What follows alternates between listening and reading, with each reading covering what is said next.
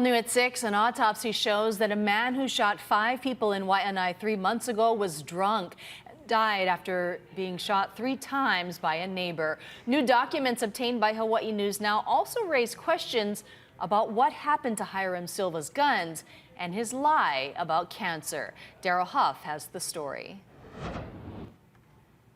Hiram Silva's rampage against his neighbors on Labor Day weekend began when he plowed a front loader piled with fuel drums into the Keamo family's front lanai.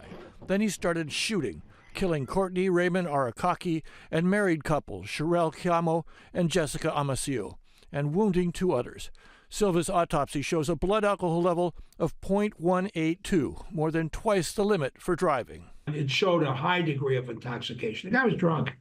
My guess is he's had that much alcohol in him for years. The guy's a drunk, and the guy's dangerous. Documents and witnesses say Silva's wife and daughter tried to get Silva under control after the shootings, which family leader Allison Keamo Karnate confirms. And then Hiram faced his gun at my brother, and then the wife hit the gun and stood in front of him.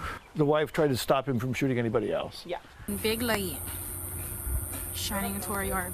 After years of tension and threats, the Keamo Karnates had bought 2 guns, just in case Silva followed through on the threats.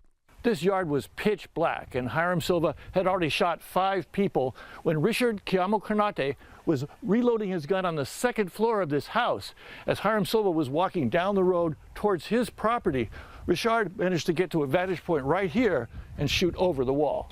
The Silva autopsy diagrammed 3 wounds, the fatal one cutting through his right arm and abdomen. Despite Silva leaving the Keamo property, he was still considered a threat. My client tells me he just kept shooting over a wall because there were people getting shot in his driveway, his friends, family, guys trying to blow up his house. So, I mean, the fact that the guy wasn't facing him when he started shooting at him, doesn't make much matter to me. And it clearly didn't matter to the prosecutors who looked at this case. One loose end was that Silva's wood and metal Zastava rifle was recovered on his property, far from where he was shot. Also significant is what the autopsy did not find: cancer, despite Silva telling multiple people he was terminally ill, including during an earlier tirade.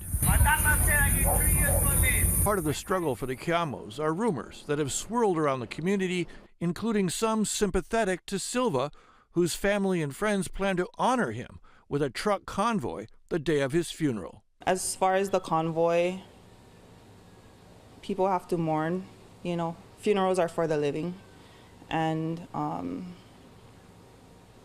it will be hard, but we can't control that. 3 months later, the damaged house is coming along. The structure is improving. The healing on that was quicker than the losses. We still work on that every day.